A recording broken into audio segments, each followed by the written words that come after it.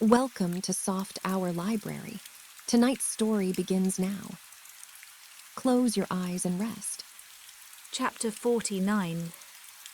2 days after Mr. Bennet's return, as Jane and Elizabeth were walking together in the shrubbery behind the house, they saw the housekeeper coming towards them, and concluding that she came to call them to their mother, went forward to meet her. But instead of the expected summons when they approached her, she said to Miss Bennet, "I beg your pardon, madam, for interrupting you, but I was in hopes you might have got some good news from town, so I took the liberty of coming to ask." "What do you mean, Hill? We have heard nothing from town." "Dear madam," cried Mrs. Hill in great astonishment, "don't you know there is an express come for master from Mr. Gardiner? He has been here this half hour, and master has had a letter." Away ran the girls, too eager to get in to have time for speech. They ran through the vestibule into the breakfast room, from thence to the library. Their father was in neither, and they were on the point of seeking him upstairs with their mother when they were met by the butler, who said, "If you are looking for my master, ma'am, he is walking towards the little copse." Upon this information, they instantly passed through the hall once more, and ran across the lawn after their father, who was deliberately pursuing his way towards a small wood on one side of the paddock. Jane, who was not so light nor so much in the habit of running as Elizabeth, soon lagged behind, while her sister, panting for breath, came up with him and eagerly cried out, "Oh, papa, what news, what news? Have you heard from my uncle?"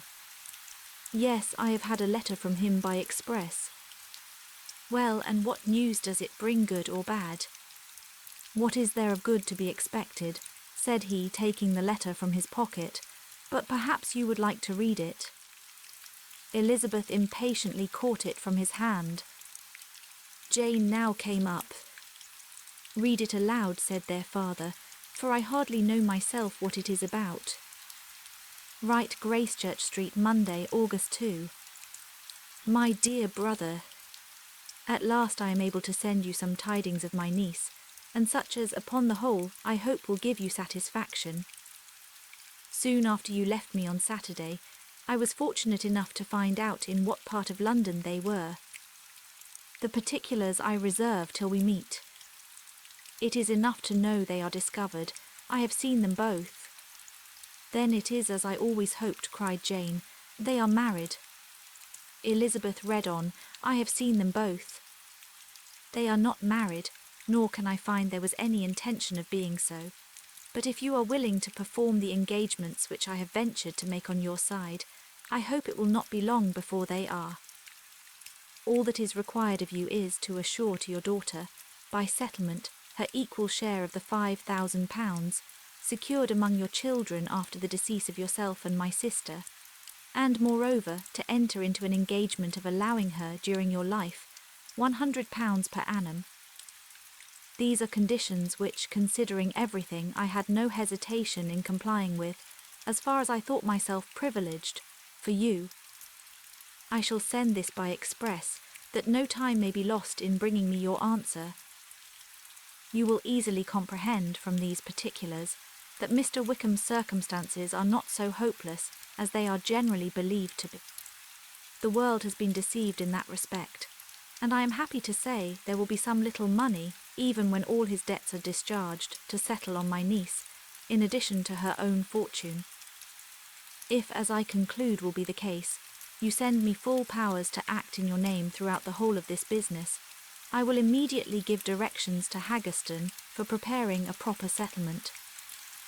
There will not be the smallest occasion for your coming to town again, therefore stay quietly at Longbourn and depend on my diligence and care. Send back your answer as soon as you can, and be careful to write explicitly. We have judged it best that my niece should be married from this house, of which I hope you will approve. She comes to us today. I shall write again as soon as anything more is determined on. Yours, etc. E.D.W. Gardiner. Is it possible? Cried Elizabeth when she had finished. Can it be possible that he will marry her? Wickham is not so undeserving then as we have thought him, said her sister. My dear father, I congratulate you. And have you answered the letter? Said Elizabeth. No, but it must be done soon. Most earnestly did she then entreat him to lose no more time before he wrote. Oh, my dear father, she cried, come back and write immediately. Consider how important every moment is in such a case. Let me write for you, said Jane, if you dislike the trouble yourself. I dislike it very much, he replied, but it must be done. And so saying, he turned back with them and walked towards the house. And may I ask, said Elizabeth, but the terms, I suppose, must be complied with. Complied with, I am only ashamed of his asking so little. And they must marry, yet he is such a man. Yes, yes, they must marry. There is nothing else to be done. But there are two things that I want very much to know. One is, how much money your uncle has laid down to bring it about, and the other, how I am ever to pay him. Money, my uncle, cried Jane. What do you mean, sir? I mean that no man in his proper senses would marry Lydia on so slight a temptation as 100 a year during my life, and 50 after I am gone. That is very true, said Elizabeth, though it had not occurred to me before. His debts to be discharged and something still to remain. Oh, it must be my uncle's doings. Generous, good man, I am afraid he has distressed himself. A small sum could not do all this. No, said her father. Wickham's a fool if he takes her with a farthing less than £10,000. I should be sorry to think so ill of him in the very beginning of our relationship. £10,000, heaven forbid, how is half such a sum to be repaid? Mr. Bennet made no answer, and each of them, deep in thought, continued silent till they reached the house. Their father then went to the library to write, and the girls walked into the breakfast-room. And they are really to be married, cried Elizabeth as soon as they were by themselves. How strange this is, and for this we are to be thankful. That they should marry, small as is their chance of happiness, and wretched as is his character, we are forced to rejoice. Oh, Lydia!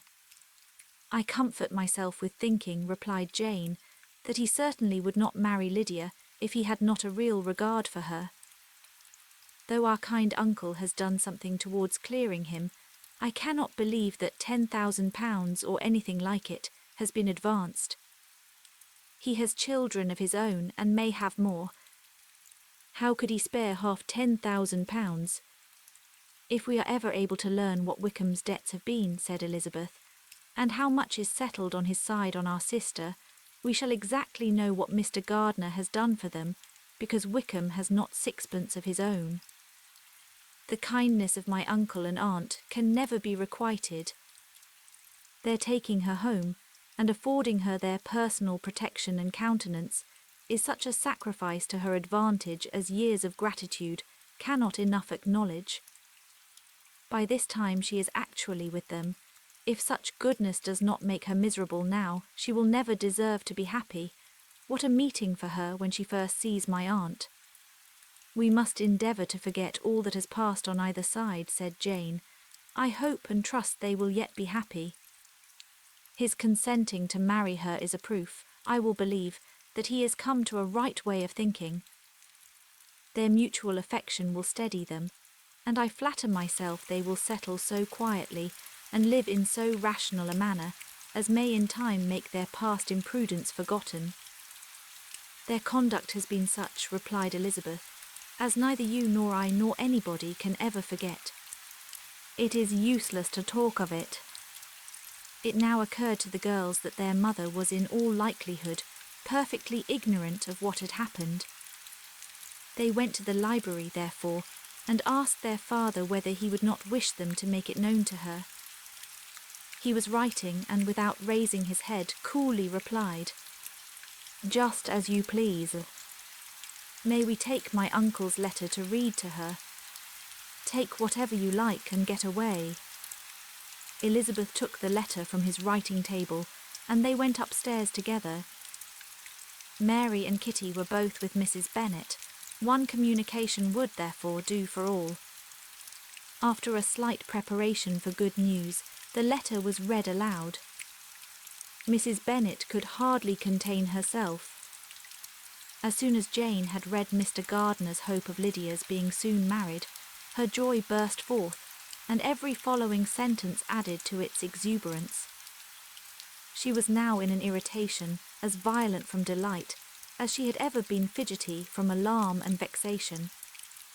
To know that her daughter would be married was enough. She was disturbed by no fear for her felicity, nor humbled by any remembrance of her misconduct. "My dear, dear Lydia," she cried, "this is delightful indeed. She will be married. I shall see her again. She will be married at 16. My good, kind brother. I knew how it would be. I knew he would manage everything. How I long to see her, and to see dear Wickham too. But the clothes, the wedding clothes. I will write to my sister Gardiner about them directly. Lizzie, my dear, run down to your father, and ask him how much he will give her. Stay, stay, I will go myself. Ring the bell, Kitty, for Hill. I will put on my things in a moment. My dear, dear Lydia, how merry we shall be together when we meet." Her eldest daughter endeavoured to give some relief to the violence of these transports by leading her thoughts to the obligations which Mr. Gardiner's behaviour laid them all under. "For we must attribute this happy conclusion," she added, "in a great measure to his kindness. We are persuaded that he has pledged himself to assist Mr. Wickham with money." "Well," cried her mother, "it is all very right. Who should do it but her own uncle? If he had not had a family of his own, I and my children must have had all his money, you know, and it is the first time we have ever had anything from him except a few presents. Well, I am so happy. In a short time I shall have a daughter married. Mrs. Wickham, how well it sounds, and she was only 16 last June. My dear Jane, I am in such a flutter that I am sure I can't write, so I will dictate and you write for me. We will settle with your father about the money afterwards, but the things should be ordered immediately." She was then proceeding to all the particulars of calico, muslin, and cambric, and would shortly have dictated some very plentiful orders, had not Jane, though with some difficulty, persuaded her to wait till her father was at leisure to be consulted. One day's delay, she observed, would be of small importance, and her mother was too happy to be quite so obstinate as usual. Other schemes, too, came into her head. "I will go to Meryton," said she, "as soon as I am dressed, and tell the good news to my sister Phillips. And as I come back, I can call on Lady Lucas and Mrs. Long. Kitty, run down and order the carriage. An airing would do me a great deal of good, I am sure. Girls, can I do anything for you in Meryton? Oh, here comes Hill. My dear Hill, have you heard the good news? Miss Lydia is going to be married, and you shall all have a bowl of punch to make merry at her wedding." Mrs. Hill began instantly to express her joy. Elizabeth received her congratulations amongst the rest, and then, sick of this folly, took refuge in her own room, that she might think with freedom.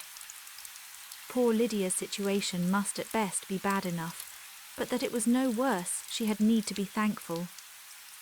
She felt it so, and though in looking forward neither rational happiness nor worldly prosperity could be justly expected for her sister, in looking back to what they had feared only 2 hours ago, she felt all the advantages of what they had gained.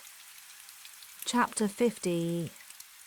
Mr. Bennet had very often wished before this period of his life that instead of spending his whole income, he had laid by an annual sum for the better provision of his children and of his wife if she survived him.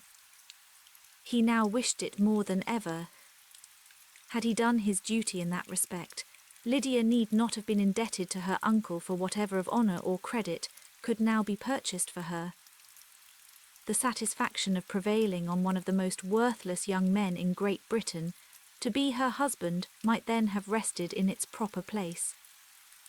He was seriously concerned that a cause of so little advantage to anyone should be forwarded at the sole expense of his brother-in-law. and he was determined, if possible, to find out the extent of his assistance and to discharge the obligation as soon as he could. When first Mr. Bennet had married, economy was held to be perfectly useless, for of course they were to have a son. This son was to join in cutting off the entail as soon as he should be of age, and the widow and younger children would by that means be provided for. 5 daughters successively entered the world, but yet the son was to come, and Mrs. Bennet for many years after Lydia's birth had been certain that he would. This event had at last been despaired of, but it was then too late to be saving. Mrs. Bennet had no turn for economy, and her husband's love of independence had alone prevented their exceeding their income. £5,000 was settled by marriage articles on Mrs. Bennet and the children. But in what proportions it should be divided amongst the latter depended on the will of the parents. This was one point, with regard to Lydia at least, which was now to be settled, and Mr. Bennet could have no hesitation in acceding to the proposal before him.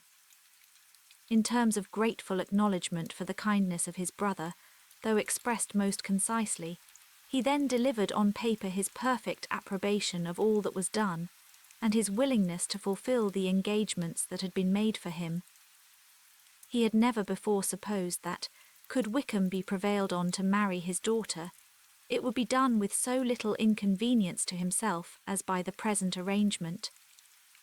He would scarcely be £10 a year the loser, by the 100 that was to be paid them, for what with her board and pocket allowance, and the continual presents in money which passed to her through her mother's hands, Lydia's expenses had been very little within that sum. That it would be done with such trifling exertion on his side, too, was another very welcome surprise, for his chief wish at present was to have as little trouble in the business as possible. When the first transports of rage which had produced his activity in seeking her were over, he naturally returned to all his former indolence. His letter was soon dispatched, for though dilatory in undertaking business, he was quick in its execution. He begged to know further particulars of what he was indebted to his brother, but was too angry with Lydia to send any message to her. The good news quickly spread through the house, and with proportionate speed through the neighbourhood. It was borne in the latter with decent philosophy. To be sure, it would have been more for the advantage of conversation, had Miss Lydia Bennet come upon the town, or, as the happiest alternative, been secluded from the world in some distant farmhouse. But there was much to be talked of in marrying her, and the good-natured wishes for her well-doing, which had proceeded before from all the spiteful old ladies in Meryton, lost but little of their spirit in this change of circumstances, because with such a husband, her misery was considered certain. It was a fortnight since Mrs. Bennet had been downstairs, but on this happy day she again took her seat at the head of her table, and in spirits oppressively high. No sentiment of shame gave a damp to her triumph. The marriage of a daughter, which had been the first object of her wishes since Jane was 16, was now on the point of accomplishment, and her thoughts and her words ran wholly on those attendants of elegant nuptials, fine muslins, new carriages and servants.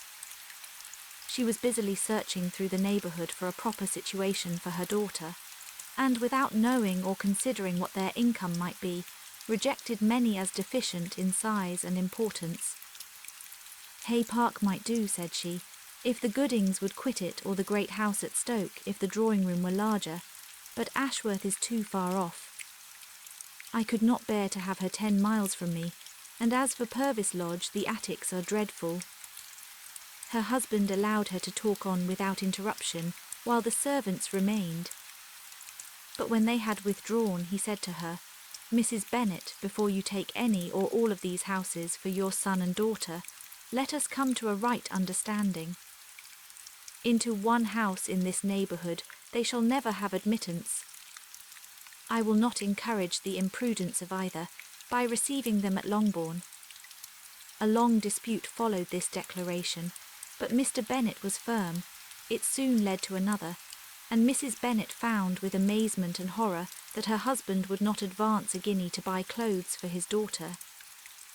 He protested that she should receive from him no mark of affection whatever on the occasion. Mrs. Bennet could hardly comprehend it, that his anger could be carried to such a point of inconceivable resentment as to refuse his daughter a privilege, without which her marriage would scarcely seem valid, exceeded all that she could believe possible. She was more alive to the disgrace, which her want of new clothes must reflect on her daughter's nuptials, than to any sense of shame at her eloping and living with Wickham a fortnight before they took place.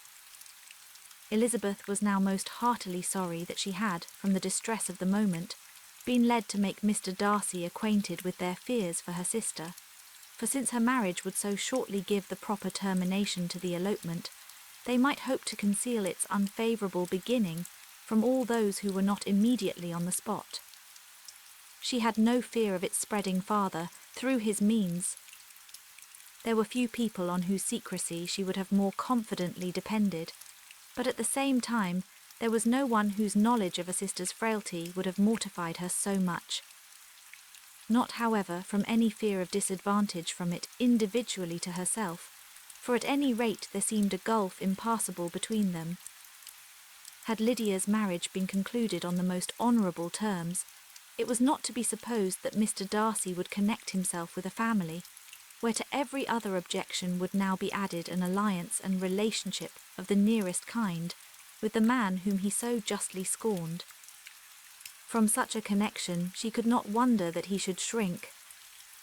The wish of procuring her regard, which she had assured herself of his feeling in Derbyshire, could not in rational expectation survive such a blow as this.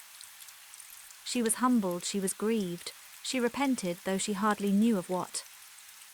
She became jealous of his esteem when she could no longer hope to be benefited by it. She wanted to hear of him when there seemed the least chance of gaining intelligence. She was convinced that she could have been happy with him when it was no longer likely they should meet. What a triumph for him, as she often thought, could he know that the proposals which she had proudly spurned only 4 months ago would now have been gladly and gratefully received. He was as generous, she doubted not, as the most generous of his sex. But while he was mortal, there must be a triumph. She began now to comprehend that he was exactly the man who, in disposition and talents, would most suit her. His understanding and temper, though unlike her own, would have answered all her wishes. It was an union that must have been to the advantage of both. By her ease and liveliness, his mind might have been softened, his manners improved, and from his judgment, information, and knowledge of the world, she must have received benefit of greater importance. But no such happy marriage could now teach the admiring multitude what connubial felicity really was.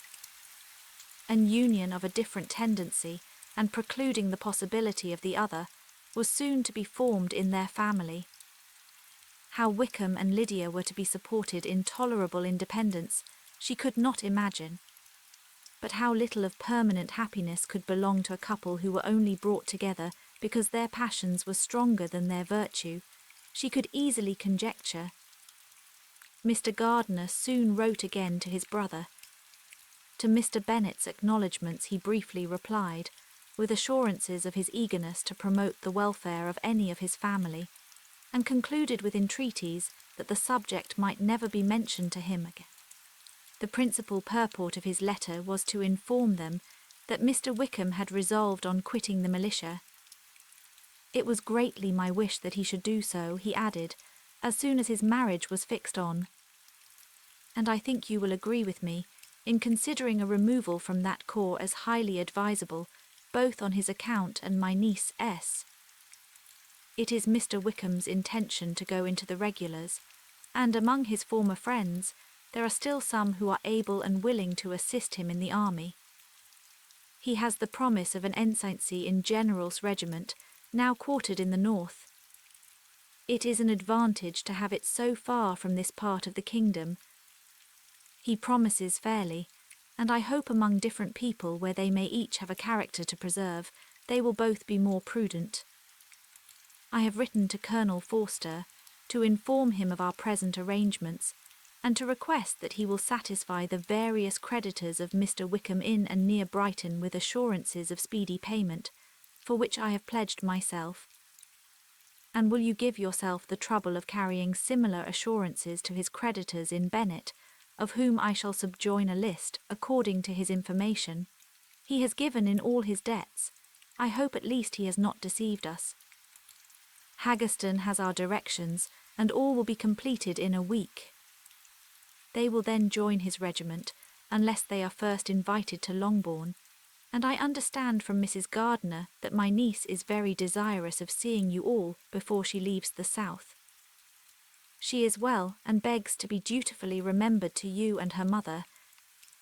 Yours, etc. Gardiner. Mr. Bennet and his daughters saw all the advantages of Wickham's removal from the shire, as clearly as Mr. Gardiner could do.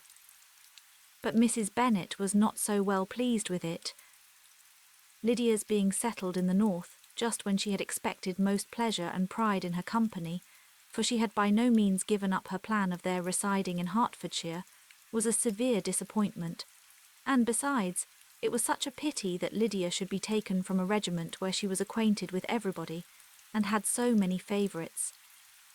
She is so fond of Mrs. Forster, said she, it will be quite shocking to send her away, and there are several of the young men too that she likes very much. The officers may not be so pleasant in General's regiment. His daughter's request, for such it might be considered, of being admitted into her family again, before she set off for the north, received at first an absolute negative. But Jane and Elizabeth, who agreed in wishing, for the sake of their sister's feelings and consequence, that she should be noticed on her marriage by her parents, urged him so earnestly, yet so rationally and so mildly, to receive her and her husband at Longbourn as soon as they were married, that he was prevailed on to think as they thought, and act as they wished. And their mother had the satisfaction of knowing that she should be able to show her married daughter in the neighbourhood before she was banished to the north. When Mr. Bennet wrote again to his brother, therefore, he sent his permission for them to come, and it was settled that as soon as the ceremony was over, they should proceed to Longbourn. Elizabeth was surprised, however, that Wickham should consent to such a scheme, and had she consulted only her own inclination, any meeting with him would have been the last object of her wishes. Chapter 51. Their sister's wedding day arrived, and Jane and Elizabeth felt for her probably more than she felt for herself. The carriage was sent to meet them and they were to return in it by dinner time. Their arrival was dreaded by the elder Miss Bennets and Jane more especially, who gave Lydia the feelings which would have attended herself, had she been the culprit, and was wretched in the thought of what her sister must endure. They came. The family were assembled in the breakfast room to receive them. Smiles decked the face of Mrs. Bennet as the carriage drove up to the door. Her husband looked impenetrably grave, her daughters alarmed, anxious, uneasy. Lydia's voice was heard in the vestibule, the door was thrown open, and she ran into the room. Her mother stepped forwards, embraced her and welcomed her with rapture, gave her hand with an affectionate smile to Wickham, who followed his lady, and wished them both joy with an alacrity which showed no doubt of their happiness. Their reception from Mr. Bennet, to whom they then turned, was not quite so cordial. His countenance rather gained in austerity, and he scarcely opened his lips. The easy assurance of the young couple, indeed, was enough to provoke him. Elizabeth was disgusted, and even Miss Bennet was shocked. Lydia was Lydia still, untamed, unabashed, wild, noisy, and fearless. She turned from sister to sister, demanding their congratulations, and when at length they all sat down, looked eagerly round the room, took notice of some little alteration in it, and observed with a laugh that it was a great while since she had been there. Wickham was not at all more distressed than herself, but his manners were always so pleasing that, had his character and his marriage been exactly what they ought, his smiles and his easy address while he claimed their relationship would have delighted them. Elizabeth had not before believed him quite equal to such assurance, but she sat down, resolving within herself to draw no limits in future to the impudence of an impudent man. She blushed and Jane blushed, but the cheeks of the two who caused their confusion suffered no variation of colour. There was no want of discourse. The bride and her mother could neither of them talk fast enough, and Wickham, who happened to sit near Elizabeth, began inquiring after his acquaintance in that neighbourhood with a good-humoured ease, which she felt very unable to equal in her replies. They seemed each of them to have the happiest memories in the world. Nothing of the past was recollected with pain, and Lydia led voluntarily to subjects which her sisters would not have alluded to for the world. "Only think of its being 3 months," she cried. "Since I went away, it seems but a fortnight, I declare, and yet there have been things enough happened in the time.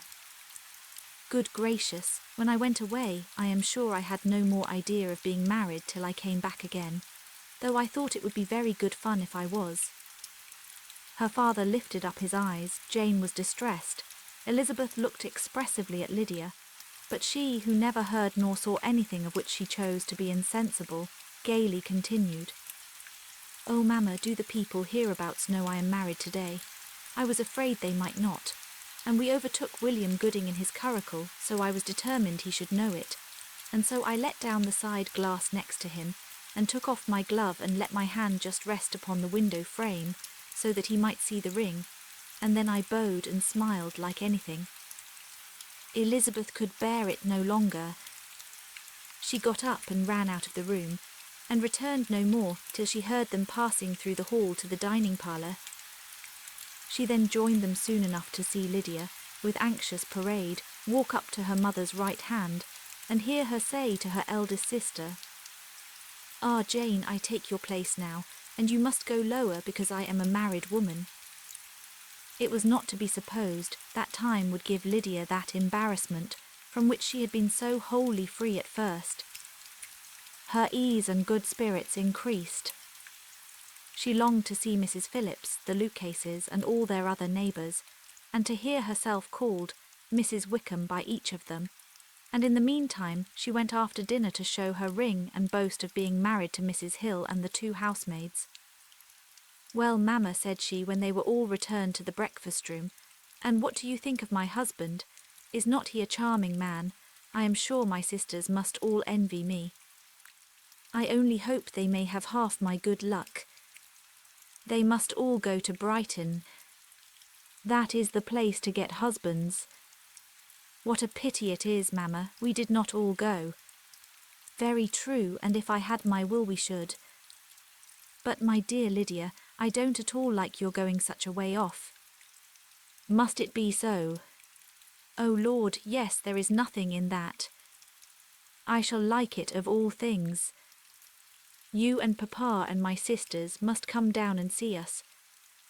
We shall be at Newcastle all the winter, and I dare say there will be some balls, and I will take care to get good partners for them all." "I should like it beyond anything," said her mother. "And then when you go away, you may leave 1 or 2 of my sisters behind you, and I dare say I shall get husbands for them before the winter is over." "I thank you for my share of the favour," said Elizabeth, "but I do not particularly like your way of getting husbands. Their visitors were not to remain above 10 days with them. Mr. Wickham had received his commission before he left London, and he was to join his regiment at the end of a fortnight. No one but Mrs. Bennet regretted that their stay would be so short, and she made the most of the time by visiting about with her daughter and having very frequent parties at home. These parties were acceptable to all. To avoid a family circle was even more desirable to such as did think than such as did not. Wickham's affection for Lydia was just what Elizabeth had expected to find it, not equal to Lydia's for him. She had scarcely needed her present observation to be satisfied, from the reason of things, that their elopement had been brought on by the strength of her love rather than by his, and she would have wondered why, without violently caring for her, he chose to elope with her at all, had she not felt certain that his flight was rendered necessary by distress of circumstances. and if that were the case, he was not the young man to resist an opportunity of having a companion. Lydia was exceedingly fond of him. He was her dear Wickham on every occasion. No one was to be put in competition with him. He did everything best in the world, and she was sure he would kill more birds on the 1st of September than anybody else in the country.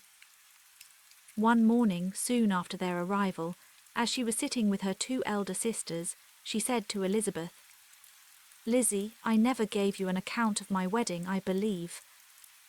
You were not by when I told Mamma and the others all about it. Are not you curious to hear how it was managed?" "No, really," replied Elizabeth. "I think there cannot be too little said on the subject." "La, you are so strange, but I must tell you how it went off. We were married, you know, at St. Clement S. because Wickham's lodgings were in that parish, and it was settled that we should all be there by 11 o'clock. My uncle and aunt and I were to go together, and the others were to meet us at the church. Well, Monday morning came, and I was in such a fuss. I was so afraid, you know, that something would happen to put it off, and then I should have gone quite distracted. And there was my aunt. All the time I was dressing, preaching and talking away, just as if she was reading a sermon. However, I did not hear above 1 word in 10, for I was thinking, you may suppose, of my dear Wickham. I longed to know whether he would be married in his blue coat. Well, and so we breakfasted at 10 as usual. I thought it would never be over, for by the by, you are to understand that my uncle and aunt were horrid unpleasant all the time I was with them. If you'll believe me, I did not once put my foot out of doors, though I was there a fortnight. Not one party or scheme or anything. To be sure, London was rather thin, but however the little theatre was open. Well, and so, just as the carriage came to the door, my uncle was called away upon business to that horrid man, Mr. Stone. And then, you know, when once they get together, there is no end of it. Well, I was so frightened I did not know what to do, for my uncle was to give me away, and if we were beyond the hour we could not be married all day. But luckily he came back again in 10 minutes' time, and then we all set out. However, I recollected afterwards that if he had been prevented going, the wedding need not be put off, for Mr. Darcy might have done as well. "Mr. Darcy," repeated Elizabeth in utter amazement. "Oh yes, he was to come there with Wickham, you know. But gracious me, I quite forgot. I ought not to have said a word about it. I promised them so faithfully. What will Wickham say? It was to be such a secret." "If it was to be a secret," said Jane, "say not another word on the subject. You may depend upon my seeking no further." "Oh, certainly," said Elizabeth, though burning with curiosity. "We will ask you no questions." "Thank you," said Lydia, "for if you did I should certainly tell you all, and then Wickham would be so angry." On such encouragement to ask, Elizabeth was forced to put it out of her power by running away. But to live in ignorance on such a point was impossible, or at least it was impossible not to try for information. Mr. Darcy had been at her sister's wedding. It was exactly a scene, and exactly among people, where he had apparently least to do, and least temptation to go. Conjectures as to the meaning of it, rapid and wild, hurried into her brain, but she was satisfied with none. Those that best pleased her, as placing his conduct in the noblest light, seemed most improbable. She could not bear such suspense, and hastily seizing a sheet of paper, wrote a short letter to her aunt, to request an explanation of what Lydia had dropped, if it were compatible with the secrecy which had been intended. "You may readily comprehend," she added, "what my curiosity must be to know how a person unconnected with any of us, and, comparatively speaking, a stranger to our family, should have been amongst you at such a time. Pray write instantly, and let me understand it unless it is, for very cogent reasons, to remain in the secrecy which Lydia seems to think necessary, and then I must endeavour to be satisfied with ignorance. Not that I shall, though," she added to herself, and she finished the letter. And, my dear aunt, if you do not tell me in an honourable manner, I shall certainly be reduced to tricks and stratagems to find it out. Jane's delicate sense of honour would not allow her to speak to Elizabeth privately of what Lydia had let fall. Elizabeth was glad of it, till it appeared whether her inquiries would receive any satisfaction. She had rather be without a confidant. Chapter 52. Elizabeth had the satisfaction of receiving an answer to her letter as soon as she possibly could. She was no sooner in possession of it than, hurrying into the little copse where she was least likely to be interrupted, she sat down on one of the benches and prepared to be happy, for the length of the letter convinced her that it did not contain a denial. Gracechurch Street, September 6th. My dear niece, I have just received your letter, and shall devote this whole morning to answering it, as I foresee that a little writing will not comprise what I have to tell you. I must confess myself surprised by your application. I did not expect it from you. Don't think me angry, however, for I only mean to let you know that I had not imagined such inquiries to be necessary on your side. If you do not choose to understand me, forgive my impertinence. Your uncle is as much surprised as I am, and nothing but the belief of your being a party concerned would have allowed him to act as he has done. But if you are really innocent and ignorant, I must be more explicit. On the very day of my coming home from Longbourn, your uncle had a most unexpected visitor. Mr. Darcy called and was shut up with him several hours. It was all over before I arrived, so my curiosity was not so dreadfully racked as yours seems to have been. He came to tell Mr. Gardiner that he had found out where your sister and Mr. Wickham were, and that he had seen and talked with them both Wickham repeatedly, Lydia once.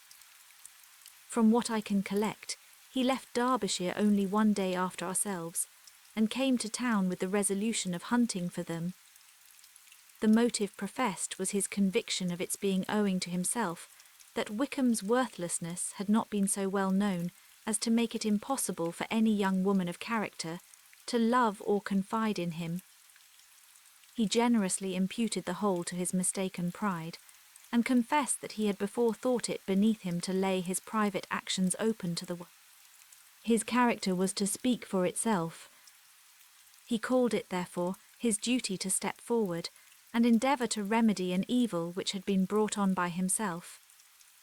If he had another motive, I am sure it would never disgrace him. He had been some days in town before he was able to discover them, but he had something to direct his search, which was more than we had, and the consciousness of this was another reason for his resolving to follow us. There is a lady, it seems, a Mrs. Young, who was some time ago governess to Miss Darcy, and was dismissed from her charge on some cause of disapprobation, though he did not say what. She then took a large house in Edward Street, and has since maintained herself by letting lodgings. This Mrs. Young was, he knew, intimately acquainted with Wickham, and he went to her for intelligence of him as soon as he got to town. But it was 2 or 3 days before he could get from her what he wanted. She would not betray her trust, I suppose, without bribery and corruption, for she really did know where her friend was to be found. Wickham, indeed, had gone to her on their first arrival in London, and had she been able to receive them into her house, they would have taken up their abode with her. At length, however, our kind friend procured the wished-for direction. They were in Street. He saw Wickham, and afterwards insisted on seeing Lydia. His first object with her, he acknowledged, had been to persuade her to quit her present disgraceful situation, and return to her friends as soon as they could be prevailed on to receive her, offering his assistance as far as it would go.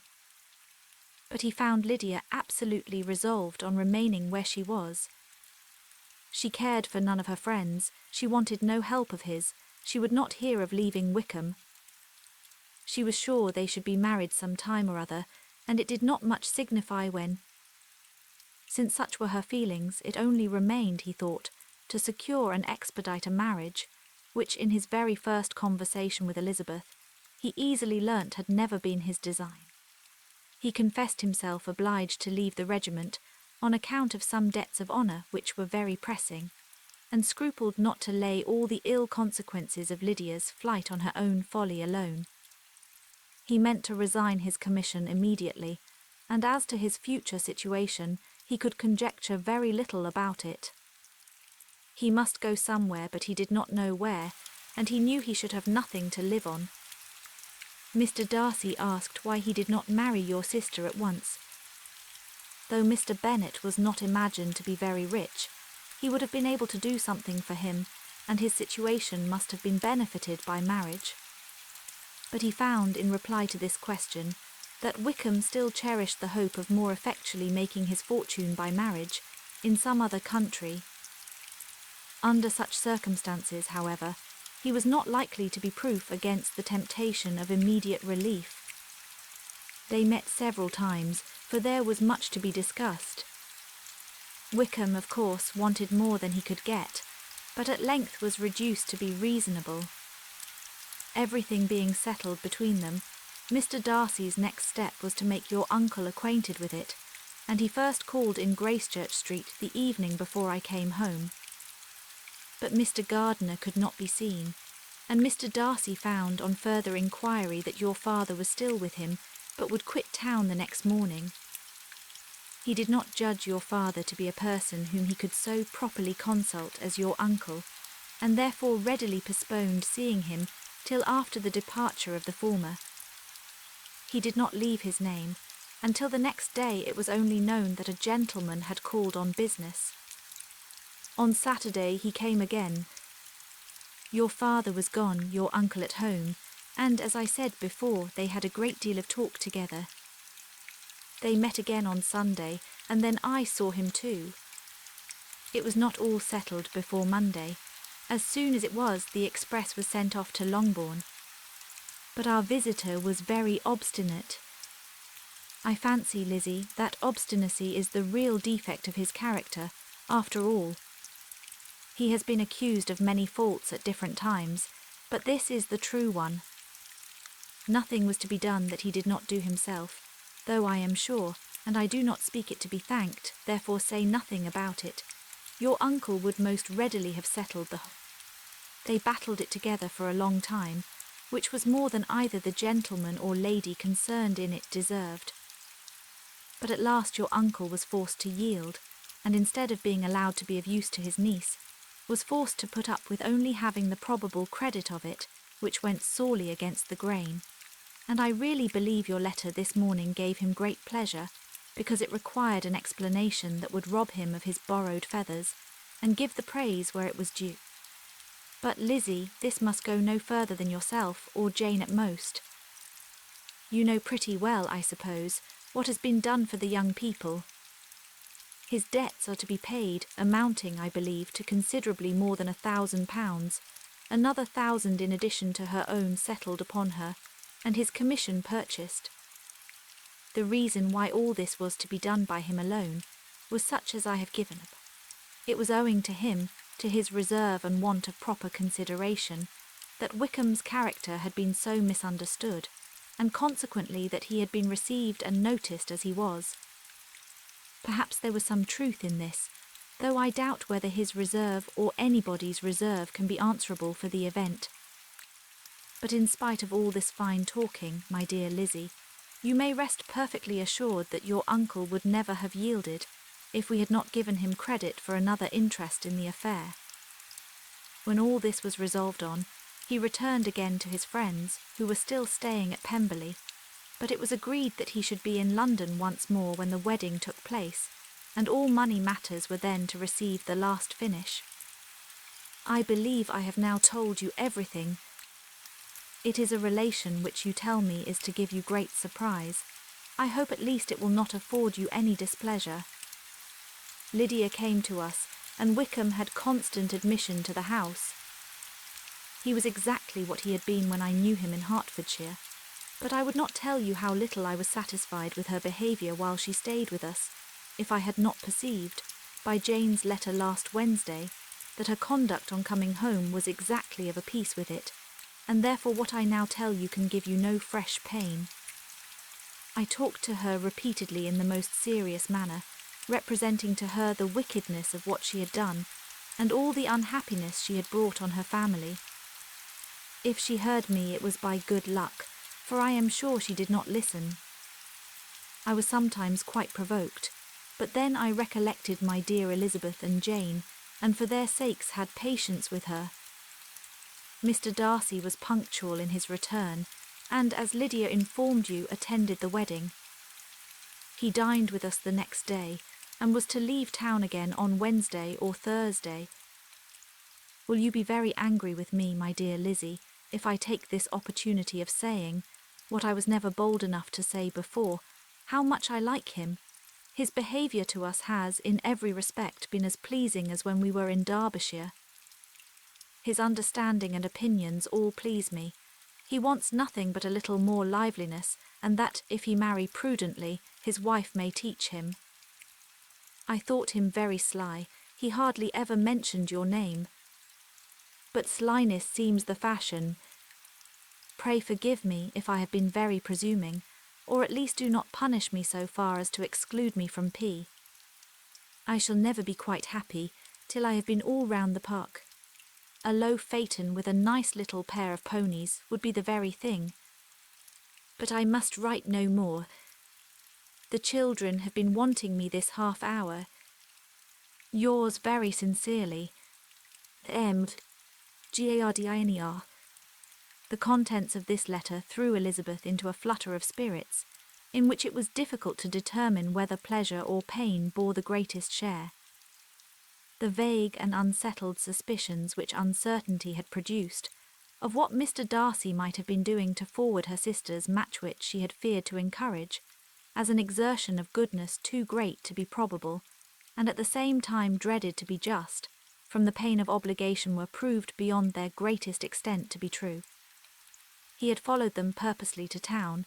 He had taken on himself all the trouble and mortification attendant on such a research, in which supplication had been necessary to a woman whom he must abominate and despise, and where he was reduced to frequently meet, reason with, persuade, and finally bribe the man whom he always most wished to avoid, and whose very name it was punishment to him to pronounce. He had done all this for a girl whom he could neither regard nor esteem. Her heart did whisper that he had done it for her, but it was a hope shortly checked by other considerations, and she soon felt that even her vanity was insufficient, when required to depend on his affection for her, for a woman who had already refused him, as able to overcome a sentiment so natural as abhorrence against relationship with Wickham. Brother-in-law of Wickham, every kind of pride must revolt from the connection. He had, to be sure, done much. She was ashamed to think how much. But he had given a reason for his interference, which asked no extraordinary stretch of belief. It was reasonable that he should feel he had been wrong. He had liberality, and he had the means of exercising it, and though she would not place herself as his principal inducement, she could perhaps believe that remaining partiality for her might assist his endeavours in a cause where her peace of mind must be materially concerned. It was painful, exceedingly painful, to know that they were under obligations to a person who could never receive a return. They owed the restoration of Lydia, her character, everything to him. Oh, how heartily did she grieve over every ungracious sensation she had ever encouraged, every saucy speech she had ever directed towards him. For herself she was humbled, but she was proud of him, proud that in a cause of compassion and honour he had been able to get the better of himself. She read over her aunt's commendation of him again and again. It was hardly enough, but it pleased her. She was even sensible of some pleasure, though mixed with regret, on finding how steadfastly both she and her uncle had been persuaded that affection and confidence subsisted between Mr. Darcy and herself. She was roused from her seat and her reflections by someone's approach, and before she could strike into another path, she was overtaken by Wickham. "I am afraid I interrupt your solitary ramble, my dear sister," said he as he joined her. "You certainly do," she replied with a smile, "but it does not follow that the interruption must be unwelcome. I should be sorry indeed if it were. We were always good friends, and now we are better." "True. Are the others coming out?" "I do not know. Mrs. Bennet and Lydia are going in the carriage to Meryton." "And so, my dear sister, I find from our uncle and aunt that you have actually seen Pemberley." She replied in the affirmative. "I almost envy you the pleasure, and yet I believe it would be too much for me, or else I could take it in my way to Newcastle." "And you saw the old housekeeper, I suppose? Poor Reynolds, she was always very fond of me." "But of course she did not mention my name to you." "Yes, she did." "And what did she say?" "That you were gone into the army, and she was afraid had not turned out well. At such a distance as that, you know, things are strangely misrepresented." "Certainly," he replied, biting his lips. Elizabeth hoped she had silenced him, but he soon afterwards said, "I was surprised to see Darcy in town last month. We passed each other several times. I wonder what he can be doing there." "Perhaps preparing for his marriage with Mr. Borg," said Elizabeth. "It must be something particular to take him there at this time of year." "Undoubtedly." "Did you see him while you were at Lambton? I thought I understood from the gardeners that you had." "Yes, he introduced us to his sister." "And do you like her?" "Very much. I have heard, indeed, that she is uncommonly improved within this year or two. When I last saw her, she was not very promising. I am very glad you liked her. I hope she will turn out well." "I dare say she will. She has got over the most trying age." "Did you go by the village of Kimpton?" "I do not recollect that we did." "I mention it because it is the living which I ought to have had. A most delightful place, excellent parsonage house. It would have suited me in every respect." "How should you have liked making sermons?" "Exceedingly well. I should have considered it as part of my duty, and the exertion would soon have been nothing. One ought not to repine, but to be sure it would have been such a thing for me. The quiet, the retirement of such a life would have answered all my ideas of happiness, but it was not to be. Did you ever hear Darcy mention the circumstance when you were in Kent? I have heard from authority, which I thought as good, that it was left you conditionally only, and at the will of the present patron." "You have, yes, there was something in that. I told you so from the first, you may remember." "I did hear, too, that there was a time when sermon-making was not so palatable to you, as it seems to be at present, that you actually declared your resolution of never taking orders, and that the business had been compromised accordingly." "You did, and it was not wholly without foundation. You may remember what I told you on that point, when first we talked of it." They were now almost at the door of the house, for she had walked fast to get rid of him, and unwilling, for her sister's sake, to provoke him, she only said in reply, with a good-humoured smile, "Come, Mr. Wickham, we are brother and sister, you know. Do not let us quarrel about the past. In future, I hope we shall be always of one mind." She held out her hand. He kissed it with affectionate gallantry, though he hardly knew how to look, and they entered the house.